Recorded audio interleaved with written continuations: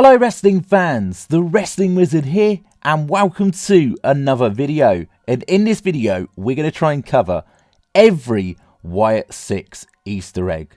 There are a lot of them. We did do a video about 4 weeks ago on this, but there are certainly a few Easter eggs that we missed along the way and also a few tributes to Bray Wyatt that we also missed. Now if you get to the end of this video and think I've noticed a few more than you Wiz, pop down in the comment section, share your thoughts and opinions, and of course the details regarding each tribute or little hidden Easter egg along the way. Now first and foremost, of course, we got to start off with the character Uncle Howdy, aka Bo Dallas. Bo Dallas's darker alter ego. Of course, some of the ones we've covered previous, very clearly you can see the red circle on the top of Uncle Howdy's hat. But if you look in a little bit more detail, you can actually see a crown of thorns wrapped around the Uncle Howdy hat. And this is very telling because if you go all the way back to WrestleMania 37, Alexa Bliss was wearing a crown of thorns when, of course, she cost The Fiend on the grandest stage of them all against Randy Orton. Will this tie into the storyline moving forward? We'll have to wait and see. But very clearly you can see a crown of thorns. Now, of course, we made reference to the fact that Uncle Howdy is very clearly got dreadlocks in tribute to Bray Wyatt. And it certainly feels like the dreadlocks are connected to the mask, which makes a lot of sense because I was wondering how that was going to stay on when Bo Dallas heads to the ring inevitably and wrestles as his darker alter ego in Uncle Howdy. Of course, a really touching detail with the red dreadlock as well. I love that. Of course, another tribute to Bray Wyatt. And also the jacket that Uncle Howdy wears seems very similar to what The Fiend used to wear. And especially from what we saw from the Bray Wyatt documentary, very similar to the new version of The Fiend, which we never got to see. One of Bray's actual jackets, which of course they used when they were showcasing this new version of The Fiend. Of course, Jason Baker being super proud of his incredible creation. Of course, the glove, we touched on this before, the Hurt glove that Uncle Howdy wears, of course, has the name Bray on, which of course is just tear-jerking, isn't it, when you think about it? But every time he hits that mandible claw, if he hits the mandible claw, is he going to use that maneuver moving forward? Of course, we've seen Uncle Howdy deliver the Sister Abigail recently, of course, from Raw. Now, a few little details we did miss. The fact that Uncle Howdy's in-ring wrestling attire, it seems, actually contains 3 belts, and I personally think this is a hats off to the 3 world championships, which of course Bray Wyatt won. Of course, 1-time WWE champion and of course 2-time Universal champion. It makes sense the 3 belts maybe represent that. I have a hunch that that's what it represents, but of course it could represent something else. Let me know, of course, in the comment section what your theories may be. And another little detail I noticed is the 14 buttons on Uncle Howdy's attire. Now, this is a massive hunch, but what if the 14 buttons signify the start of Bray Wyatt's career in WWE, or FCW, should we say?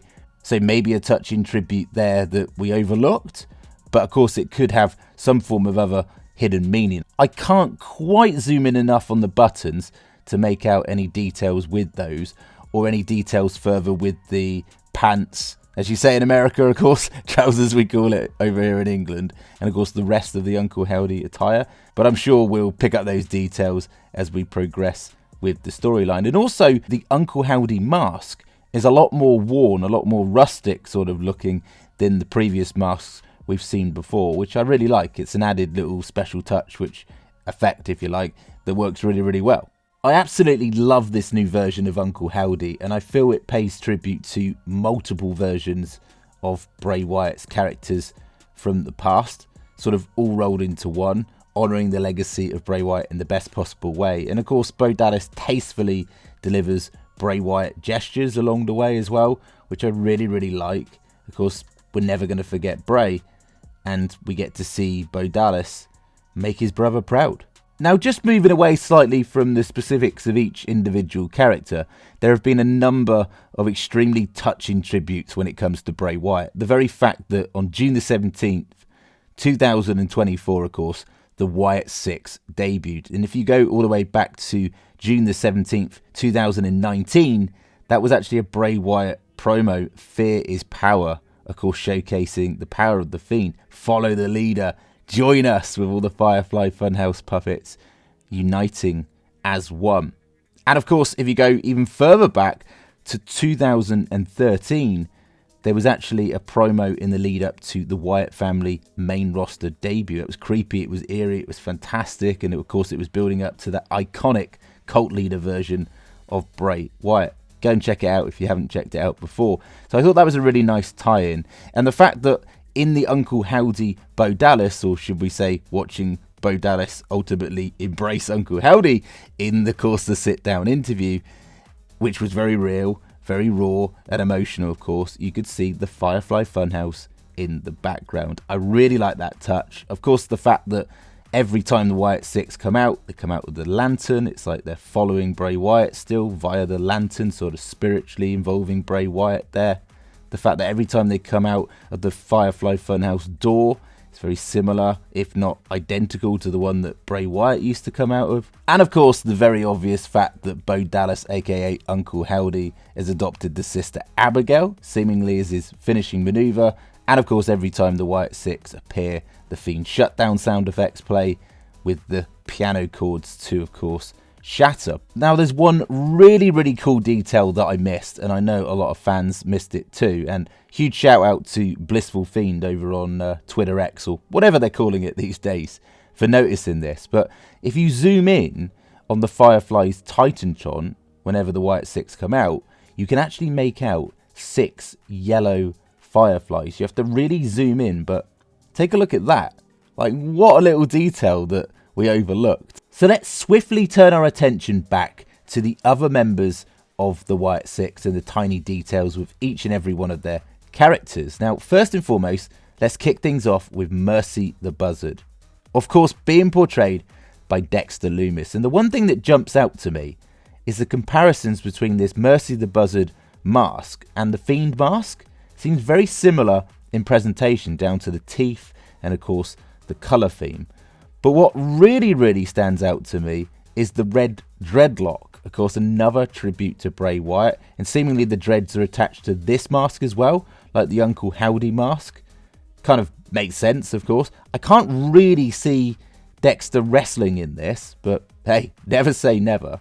But also, a little detail that was overlooked, and I know some people have covered it on other channels, but the eyes on the gloves. Never mentioned this in my previous Easter egg video and completely missed it. And if you go all the way back to the Bray Wyatt promo teasing the other side of the Firefly Funhouse door in the lead up to WrestleMania 39, eyes were a very common theme. Eyes were a very common theme in the lead up to WrestleMania 39 in the Bray Wyatt storyline. We constantly saw references to eyes, so maybe this is a little hats off to that along the way. Also, the fact that when we see the attacks from the Wyatt Sicks upon their debut, you can see one of the crew members laid out a little bit like Huskus the pig was when the Firefly Funhouse was deserted, when we saw, of course, that from Extreme Rules 2022 and the Bray Wyatt return. So maybe a little hats off there along the way. Now, of course, this one's very clear to see, but of course, under Mercy the Buzzard's jacket, you can make out the Hawaiian style shirt, which, of course, the puppet Mercy the Buzzard displayed in the Firefly Funhouse. Nice little detail, though. And of course, moving swiftly on to Ramblin' Rabbit, of course, being portrayed by Eric Rowan. Now, these are pretty obvious, these ones. Of course, if you look at the mallet, you can see the red circle on the mallet. Of course, the word help, they throw back, and hats off to the Firefly Funhouse with Ramblin' Rabbit crying for help. Of course, the Bludgeon Brothers mask tribute to Brody Lee, or should we say Luke Harper within WWE. And of course, that's a really emotional and touching tribute, but he always carries a piece of Brody with him, which I absolutely love. But one little detail that I definitely overlooked was the style of the jacket of Ramblin' Rabbit. You can see it's very similar to the Eater of Worlds version of Bray and the jackets that he used to wear associated with that character. And if you really zoom in, you can make what looks to be like a sort of flesh-like material. It could just be a red t-shirt with some mesh on top, but it looks really cool. Adds to the effect maybe of it being sort of horror style and blood and guts, and hey, who knows? Maybe we're taking it a bit too far, eh? But again, the little details always matter. And of course, moving on to Abby the Witch, Sister Abigail, of course, being portrayed by Nikki Cross. There's not too much to this absolutely terrifying bride, but there are a few little details which I really like. Now, obviously, Nikki is portraying Abby the Witch, the doll, and if you go into detail, you can see two very clear black lines towards the mouth area of Nikki's mask. And that's very, very doll-like, very realistic. I really like that, the details with that mask down to the eyebrows and just the whole way this mask is presented. But I really like the doll-like features. Never noticed that before, but of course we're getting more raw images, which is great because we can pick apart, of course, the little details. And one very obvious thing is, of course, the red circle on Abby the Witch's boots. But other than that, I can't make out too much within this character, but I love the character the way it is, and that mask is just absolutely terrifying, and it works really well with WWE's lighting and the way they play around with that. It's genuinely horrifying. So I don't think there needs to be too much to Abby, but what there is really works. And of course that finishes us off on Huskus the Pig Boy, of course being portrayed by Joe Gacy. Obviously you can see the red circle on the snout. Every character has a red circle on them in some capacity. But what I'd really like is the little details down to even the sweatband on the wrist. The red sweatband. I believe it's red. I just have to go and have another look. The lighting does play with my mind when it comes to the colour themes here. Maybe there's a little bit more to the attire. Help me out with that. I'm not sure whether there's any throwbacks or tributes with the attire on Huskus the Pig Boy.